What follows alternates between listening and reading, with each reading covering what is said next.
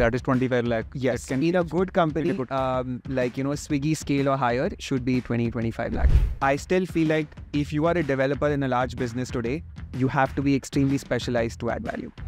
The books will not get you the job that you're looking for. I think it is more about you have to act as if you have become a product manager and do those things anyway. That's true. I mean, every product is different. Every founder thinks different way. Yeah. In tech, you know that this is a technology I need to work upon.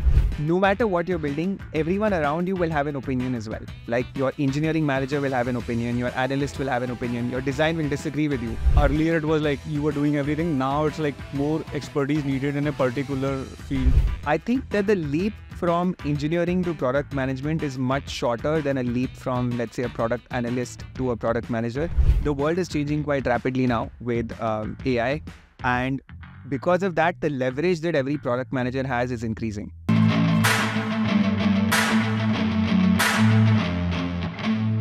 Hi everyone, welcome to another episode. So today we have Ashwin Goyal with us, who is Group Product Manager at Disney Plus Hotstar. He has also worked with Swiggy for 3 years, more than 3 years as product manager, and he was also CTO of Bombay Shirt Company. So no other person than him better telling us about tech and product management in particular, because product management has been really popular these days. In fact, in our company, a lot of people, they want to switch to product management. So we are going to learn about this role, how is a day of a product manager, and how to enter into this field. So hi Ashwin. Hi Sandeep, how's it going? It's going good. So tell us about yourself, about your journey and your introduction. Right. I started my journey 10 years ago, approximately. When I graduated out of undergrad, there weren't good placements in my school. And the best jobs were outbound call centers. And I was like, hey, this is not good enough. I want a better job. So I went to Hong Kong. I studied economics. I wanted to work at a hedge fund. And networking your way into a hedge fund, with my pedigree of education was not possible. I did get a job at a company, but the gap between my dream and what I got was so vast that I'm like, this will not do. And starting up was the only option. Came back to India. I started my first company. That was 10 years ago. And since then, I've remained in the startup ecosystem. I've started up twice. And Hotstar is the third company that I'm working at. All right. So you started your career as an engineer, right? And then you switched to product management. So why did this switch happen and what was the motivation behind it? Right. It's a funny story because I actually never knew what product management was. And even when I switched, I did not ask for it. I didn't say that, hey, I want to be a product manager. So when I joined Swiggy, I joined as an engineer. I was a part of the Swiggy Labs team, which was our moonshot factory. We were supposed to build the next set of innovations for the company. And I was supposed to be one of the engineers to help make it happen. And the team was full of ex-entrepreneurs. So everyone, like a 40% team across business growth product, was ex-engineers. When I joined, I had a lot of feedback about how we should be doing things. And some of this feedback reached the right people. And at some point they said, you know what, if you have, so many opinions on how things should be done, why don't you go do them yourself? And I was actually plucked out of my engineering team and put into product. And until then, I didn't even know what product management was. All right. So people chose, right? Yes. They figured out that you have the right. And a lot of the jargon that we hear about product management, like, GTM strategy and user backwards thinking, that was not natural. At least I didn't think in those terms. I was just doing what I thought was right. And it turns out I was very close to how product managers behave anyway. All right, great. So before we talk more about product management, I would like you to understand about engineering. You were engineer long back, and even as a product manager, you must be talking to a lot of engineers in your company. Right. What changes you have seen in engineering in terms of engineers, their roles, and AI coming in? So what changes recently happened? I think when I was an engineer, it was the time of the digital native. It was about the citizen developer, one person doing everything. A full stack developer would know, PHP with like a little bit of HTML and CSS, and you could reasonably expect to create a nice product. I think since then we've come a long way and everyone's become specialized. I think the era of full stack development, at least in large companies, is over. That the tech stack is so complicated now that you have to be, very specific about the kind of skill set you want to learn, and you have to go deep so to really add value, because the common stuff has been figured out. Everything has a framework. And so on. So I feel that the kind of engineering I used to do is no longer relevant, right? You have to become specialized. All right. So earlier it was like you were doing everything. Now it's like more expertise needed in a particular field. That's changed. Exactly. Although there is a large movement of like no-code tools and, support functions and dev assist and Copilot, I still feel like if you are a developer in a large business today, you have to be extremely specialized to add value. All right, great. So now let's come to the product management side now, and let's talk more about it. If I am a person, I am a fresher, or I have say 1 or 2 years of experience in engineering, or I am working as a project analyst or product analyst, a lot of those people want to enter into product management. That looks really promising field. A lot of people talk about this. I mean, when I go to colleges, I do college talks a lot, and I tell them, all of you talk about software engineering, you should explore other fields also. Like product management is really interesting field, software testing is interesting field. So the question arises in their mind is, how do I prepare for this? And what are the skills required to be a product manager? Yeah, I think one is that let me break the myth that, product management is some kind of cool thing that once you enter, it's going to be amazing and there's like your life is set. It is a hard job, but I think what's happened is that it is one of the higher visibility, higher status jobs. And suddenly there's a large influx of people who want that status. Does that mean it's right for them? I think they need to answer that and, do some inner thinking that, are they going to be good product managers? Now, let's say you've made you made up your mind that I want to be a product manager. I think you will realize that there are 100,000 people out there who think the same way. And for you to stand out is a problem now because the signal to noise ratio is very bad. Every person is doing the same things that you are. So let's say, you are doing product breakdowns and sending them to founders on LinkedIn. So are 100,000 other people. So how do you stand out is the number one thing, right? To get attention from the right people. Second is that just like with engineering, there is a difference between what you do in an interview and what you do in real life. In engineering, you will be lead coding, grinding to prove that you can write code in a 30-minute compressed window. Similarly, with a product case study, you will prove that in half an hour, I can take a vague statement and turn it into a solution. But the real world is different, right? In an actual company, you're going to take 4 weeks to come up with the same solution. So second thing you have to learn is that interviewing is a skill as well. So if you want to crack that product management interview, you have to do focused preparation. And I think third is once you join the company, you will realize that there is no, unlike with engineering, there's no guidebook as to how to be a good product manager. That's true. I mean, every product is different. Every founder thinks different way. Yeah. In tech, that this is a technology I need to work upon. Yeah. So, and at least with engineering, there are defined set of rules, right? That, hey, this is how my coding environment works. This is what good performance looks like.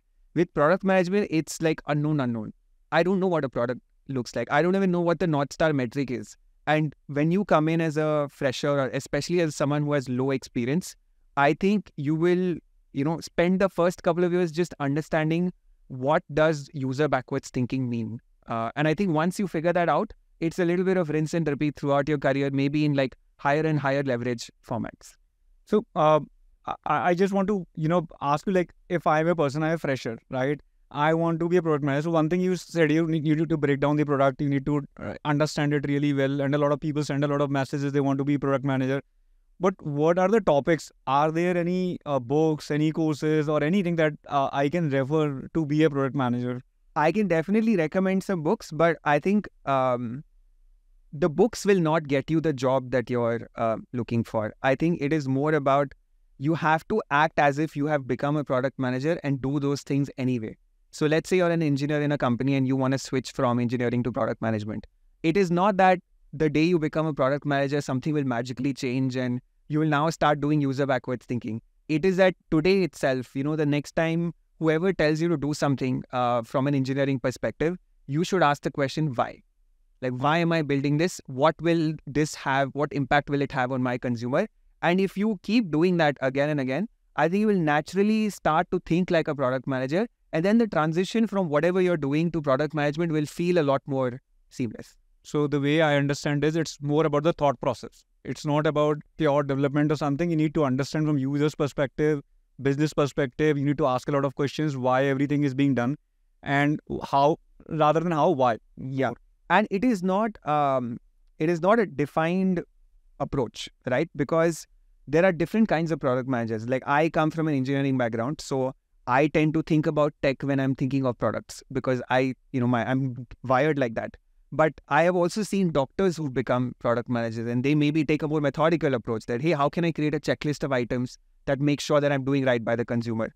I have seen, data scientists become product managers, and they are all about, hey, how can I find patterns in data? So I think you have to find your brand of product management that suits you. And I think that will lead to more success than you trying to emulate my style or someone else's style. And how much is the importance of document preparation? Because that's a lot of emails that product managers write. They prepare a lot of documents. So do you feel like someone who is trying to enter into this field, they should do something about that document preparation or something? I think writing is one of the top skills that you need to have if you want to be a good product manager, because no matter what you're building, everyone around you will have an opinion as well. Like your engineering manager will have an opinion, your analyst will have an opinion, your design will disagree with you. So writing is that common language that everybody understands. While in an ideal world, you can get on a one-on-one call with each person and convince them that, hey, this is the right thing to do for the users. In reality, you can't convince 500 people like that. So your writing, your document acts as a secondary voice to you, that whatever you want to convince the world of is written in that document. And if you are a good writer, I will read that document and be convinced of what you want to do. So the way I understand product management role is, you are the person who is at the center. You are talking to the designers, you're talking to the users, you're talking to the engineering a lot more, and you're talking to the management also. And you're taking everybody's view, you are documenting everything, and then you're making sure that everything goes in the right direction. Yeah, I mean, that's kind of what is true, but somewhere in this, there is a little bit of subjectivity, because your leadership will want to do something else, your designer will want to do something else, and maybe you want to do something else. Now, what is the right thing is easier to say in hindsight than it is in foresight. So I think every product manager takes a different view there. That, you know what, I think I'm going to be data backwards. This will move the metric by X%, so I'll do this. I, for example, prefer thinking in terms of individual users, that I know at least one person who will love this, and then I move forward from that. So there's an element of subjectivity. That is why you can never compare two product managers equally, because both will think very differently. All right, so when talking to you, you mentioned that some engineers convert to product managers, some doctors also convert. You must have hired a lot of product managers, associate product managers with you, and you worked in two really great startups of India. I really feel proud about Disney Plus Hotstar. I mean, I'll talk more about that also. What kind of people you've seen more coming into product management? Are there people like you who were first engineers and then switched to product manager? And sometimes the companies have role like we do this, that we hire people first as product analyst, and then we make them associate product manager, then we make them product manager. Is that the right thing, or engineers do convert? What people you have seen more converting into product manager and becoming more successful product managers? I think that the leap from engineering to product management is much shorter than a leap from, let's say, a product analyst to a product manager. I think a product analyst role is too narrow in that you're only looking at the data and not at the consequences of that data or the insights of that data. But as an engineer, you're deep enough in the action. You have a very special skill and expertise that lets you take that leap more easily. That said, I have seen all brands of people, but I would say the ratio of conversion from engineering to product is a little bit higher than business to product or analyst to product.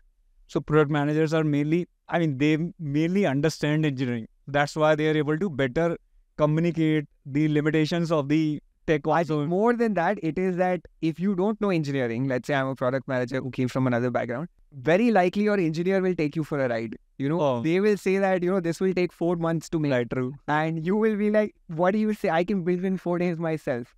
So I think that conversation needs to have some expertise on both sides. That perfectly makes sense, actually. So tell me more about your day-to-day life. How is the day of a product manager in a company? How has been your days? Maybe you can tell more about Swiggy, or when you reach this level, the senior level, how is the day at a senior level? Right. Let me maybe give you an example of what my day is like at Hotstar. So one is we're a remote company mostly. So most of my days I work from home. I wake up a bit late. I'm a night person. So I wake up, let's say 9 to 10, spend some time with my kid. 11 is my first call, right? Usually it is with my engineering manager where I'm discussing, the priorities for this sprint, what is going on, are there any holdups on the features? After that, there is no scheduled weekly cadence. It is that other product managers and other people in the organization are blocking my time to review products and features that we're building together. So I own one part of the app experience and they own different parts as well. So whenever I want to make a change in their surface area, I go to them. Whenever they want to make a change in mine, they come to me. And most of my day from like 12 to 6 is in those synchronization meetings. We're just spending a lot of time trying to be on the same page. I have a little bit of IC work, which is me writing PRDs for myself, which I prefer doing after work hours. So I'll probably sit after 9 p.m. in the night when everything is calm and spend 1 hour writing my documents. All right. And any challenges that product manager face? I mean, I also work with a lot of product managers. So one thing that happens is there's a lot of communication coming from the management that we want this way, and a lot of communication from engineering managers and the tech people. They say that it's not possible to do this in this way. Management wants to do it early many times.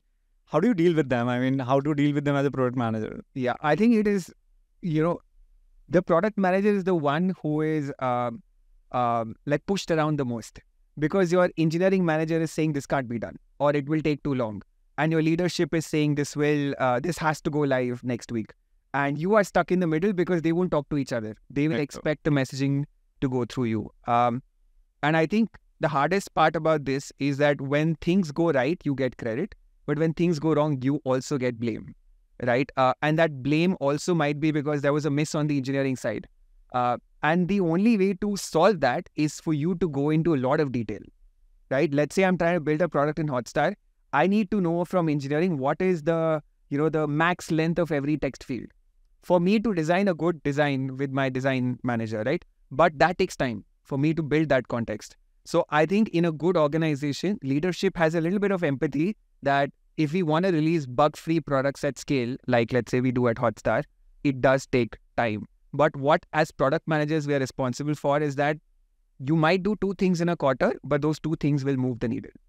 So we make sure that we're working on high impact stuff. So I think the right approach would be, as you said, go into the details. Go into the details and work on the high impact stuff so that fewer items may ship in a quarter, but those items really make an impact for the organization. All right, great. Now coming to the thing that I was talking about, the Swiggy thing and the Hotstar thing. You were early in Swiggy and you must have seen the journey. When you were there, they were growing really rapid.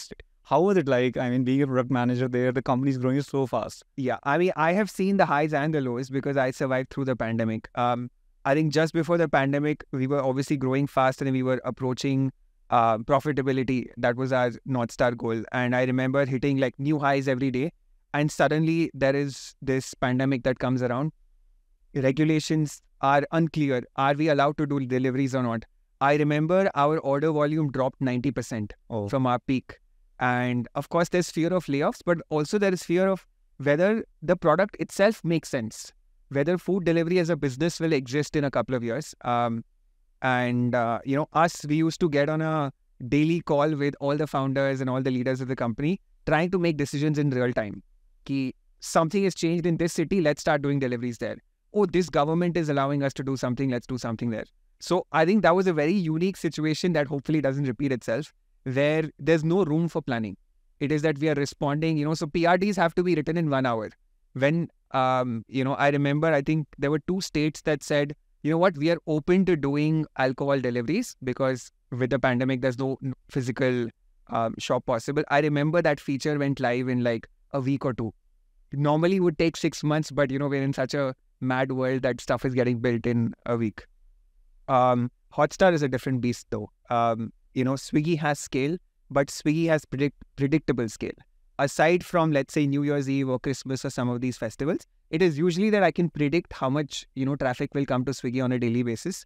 Hotstar during sports days is wild, right?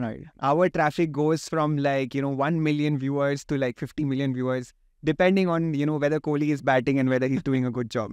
And these are net new problems for the world because there are other apps that have high concurrency, but again, it's predictable that YouTube will have X million people watching throughout the day. In our case, that rapid rise and rapid fall is what causes trouble.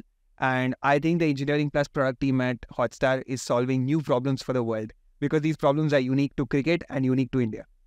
And when this World Cup thing happened and you crossed all the records every day, and it was all over the social media. I was feeling so proud that there is a product built in India which is doing so well, which is so built so scalable. How was the atmosphere and engineering team of Hotstar? I mean, you guys must be feeling proud. And how was the talk in engineering team and around you? So we obviously were very excited, and we have a company-wide Slack channel where every time the number would break a record, we would post the number that okay, it's 2.3 CR, 3.2 CR, 3.3 CR. And we used to even take bets on what that number will be. That is this number going to cross 5 CR today or not? And I can tell you that our records crossed the numbers we expected. We were expecting a certain number. We crossed that in the earlier part of the tournament. We are like, okay, now we need to prepare again for breaking our own world record later in the tournament. Great. I mean, I mean, whenever I used to go to LinkedIn during that time, everybody was talking about this, and people were really, very happy about it. I mean, there was a lot of positivity around this thing that happened. Now, in general, so there, when you talk about product management, there must be some myths that you must have seen around that. There are a few myths about product management that people are not aware and that people don't know about product management. Something like this that you would like to mention about people who want to be a product manager. I think there is one misconception, which is that you are the CEO of your... Yeah, that's what people say, right? That's what people say. I think a CEO has a lot more power than a product manager does. As a CEO, you're a general, right? You tell people, hey, go do this, and someone does it and brings back information or outcomes to you. As a product manager, nobody does what you tell them, right? You have to convince them. Your engineering manager will be like, I won't build it. You convince me first. You will go to your design manager and be like, I won't design it. You convince the engineer first. And you're constantly running in circles around these people trying to get something done, because at the end of the day, you are the one held accountable for the metrics moving. So I think more than the CEO, you are like a foot soldier, right? You are trying to get something done in every quarter so that you can prove why you need to exist. All right. Okay. So, how much you believe in the CEO? I mean, I can get sense that, right? You don't think it is like, but people talk about it. So do you get to take some decisions, or it was like just convincing everyone? Yeah, I think that you do get to take decisions, but those decisions have to be backed by both data, insights, and some subjective direction of where you want to take the company. And I think good product managers are able to craft a story that different people believe for different reasons. Your engineer will be like, you know what, the metric looks nice. I want to reduce our app start time, so I will do this. Your business person will be like, you know what, yes, I want more people to land on the homepage so that, more people see my content, I will do it. Your design team will be like, you know what, this looks nice. I like it. So every person is believing your story for a different reason, but they're all eventually on the same page about whether we should do this. I think you as a product manager are a storyteller that, when someone reads Harry Potter, they may be reading it for different reasons, but at the end of the day, they all enjoy it. That's what I think a product manager's job is about. All right, get it. So, if you have to describe PM in one word, that's what it would be, or something else you would like to mention? I think storyteller is a good word. Maybe even author, because there is a writing element to it as well. Is that you can't just tell stories on air. You have to be able to translate that story into a written format that whoever reads gets convinced. Right. So, I think any message that you would like to give to the people who are already a product manager or associate product manager, what all areas they can work upon, how can they upskill so that they become a successful product manager like you? Or, first let's talk about those people, those who are already associate product managers or engineers who want to switch to product management. How can they upskill themselves? I think let me first start with some advice, which is that when you are in a small company, good processes don't excuse bad outcomes. That means you can do everything right. You've written the right PRD, you've convinced the right people, but nothing moved. That is not good enough. The company is too small for good processes.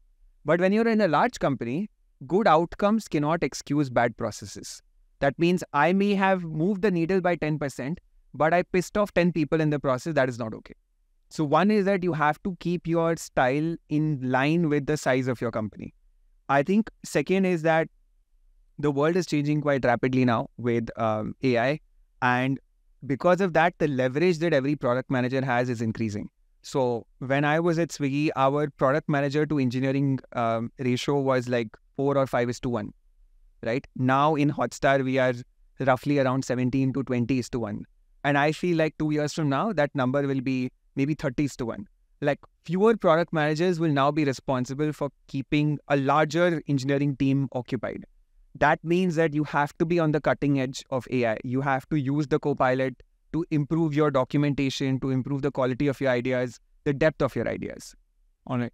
So talking about AI, how do you see the future? Because a lot of, especially the tech people, the engineers, they all ask me this question: what will happen to us? AI is going to produce the code. So as you said, you will have less number of product managers over a large number of tech team. So 10 years down the line, do you see any impact of AI on the product management jobs? I think 10 years is a very long time frame, and I feel like the optimist or the chaos seeker in me feels that in 10 years it's possible that none of us will have jobs. If we actually reach artificial general intelligence, most of the things we do can be done by AI, and I don't know what the post-AGI world looks like. But even if there is no AGI, let's say we're just getting smarter and smarter co-pilots, I feel like there will be a change in the way we make products in the future. So today, our users think in natural language, right? When you ask a customer, what do you want? They will respond back to you in their language of choice, let's say English. Now, product managers think in English. I'm writing my documents in one language. And at some point, that natural language has to convert into system code. Usually, the engineer is the person translating my requirement into some code, right? And at every step, we are trying to make a little bit of a change in the language. Product manager translates it a little bit better, engineer translates it a little bit better. I feel like this process will collapse into everyone is speaking the same language because systems are getting smarter. Systems can be actually coded in natural language. Right, you can give command in natural language, it can generate the code. Exactly. Then the question is that what is the job of an engineer? If the product manager is very good at describing a feature and the system is very good at interpreting it and translating it into code, then what is an engineer doing? I think that role will evolve to say that an engineer has context that an AI does not and is able to produce higher quality code in the context of a large system that only the engineer can do. And so therefore, I would say that whatever tech stacks exist today will probably not exist 10 years from now. And I think the best engineers will be better at writing pseudo code than real code. Understanding the system, domain knowledge and all. That I think looks really, really like, I don't know when will it happen, as you said, 10 years, 20 years, but that sounds... I think post-AGI world, no one can predict.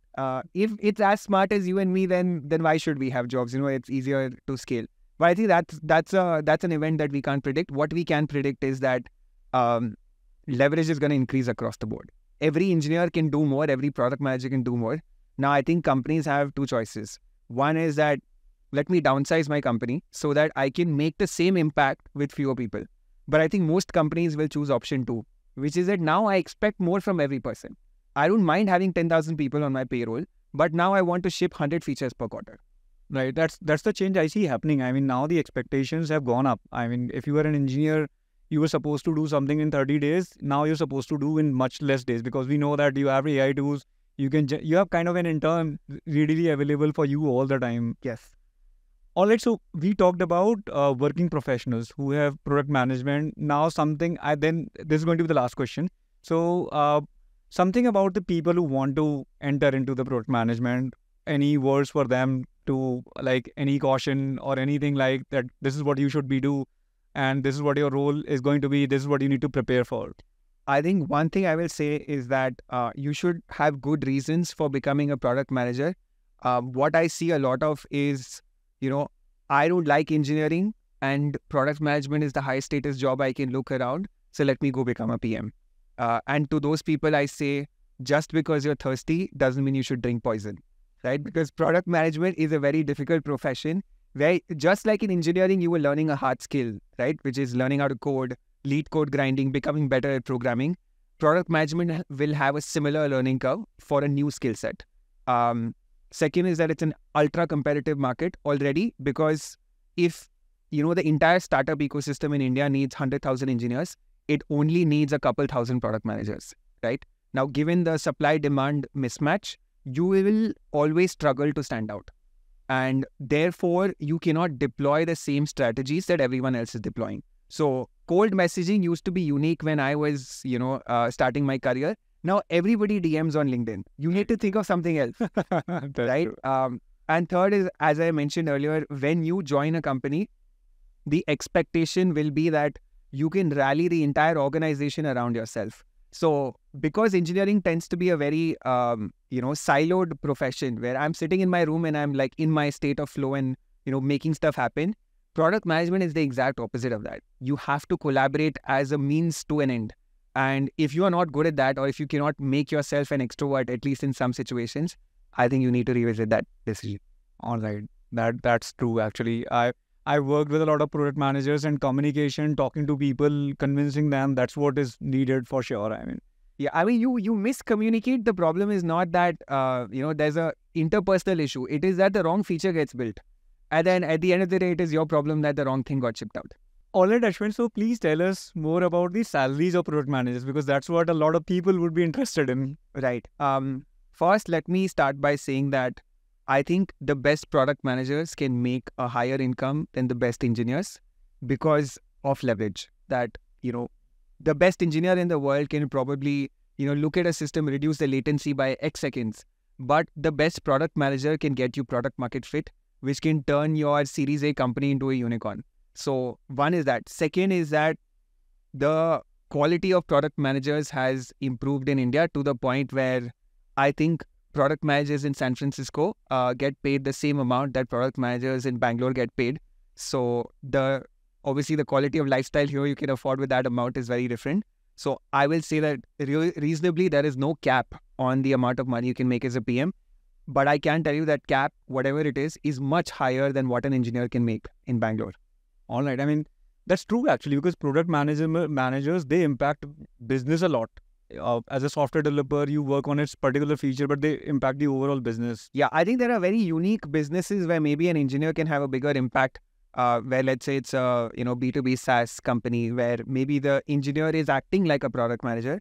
But in most organizations, I think the parity is there. If you asked me 5 years ago, I would have said for sure that the engineer is getting paid more than the product manager. But I can tell you now that the reverse is likelier to be true. Okay, Ashwin, so what is the average income of a product manager, like a fresher, 2 years experience, 5 years experience? So I can tell you that just like with engineering, there are tiers of product management, depending on the prestige of the company and the stage of the company, you get paid differently. But for a good tier 1 company, I think an APM starts around 25 lakh per year. Senior product manager probably reaches up to something like 50 lakh. Director plus crosses a CR easily. I'm talking about total compensation. And I have seen VPs cross 2.5 crores a year.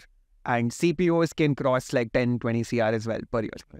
So if I am a fresher, I begin my journey as an APM. Yes. That is 25 lakh. Yes. In a good company, Swiggy scale or higher should be 20, 25 lakh. That's awesome, actually. Those who are really good in communication, they're good at convincing people, storytelling, they must try this field in that. Yeah, when I started, salaries were very different. But as I said, salaries have caught up. And the delta between us and some of the developed markets is reducing. And in fact, what I'm seeing now is that some of the largest companies in the world are actually coming to Bangalore because the talent density has improved so much that they are like, okay, this is actually comparable to the talent I find in the States. And I think that is only going to increase the salaries in the future. You mentioned Bangalore multiple times, and I have been here for 10 days. I really like this place. The kind of culture that we have, the kind of professionalism that we have here, that's really awesome. Yeah, I think that there is a little bit of a vibe here, right? That, you throw a stone and it will land on a product manager. There's so many of us in the city that you feel like you're at home. You don't have to explain what you do to anyone. And what that means is that there is a little bit of this institutional knowledge building up where, hey, if I want to design a loyalty program for Hotstar, I will call up someone at Swiggy and ask, hey, what was your insight when you built it for Swiggy? And, when Swiggy wants to work on some engagement feature, they will call me and ask, hey, what did you do at Hotstar?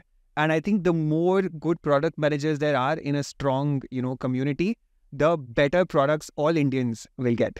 Great. That's really good ecosystem to grow for everyone. Yes. All right, Ashwin, it was great talking to you. Any final words for the audience?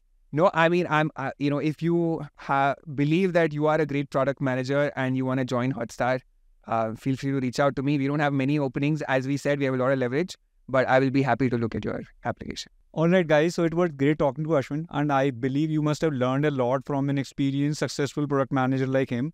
So please do like, subscribe, and share this video.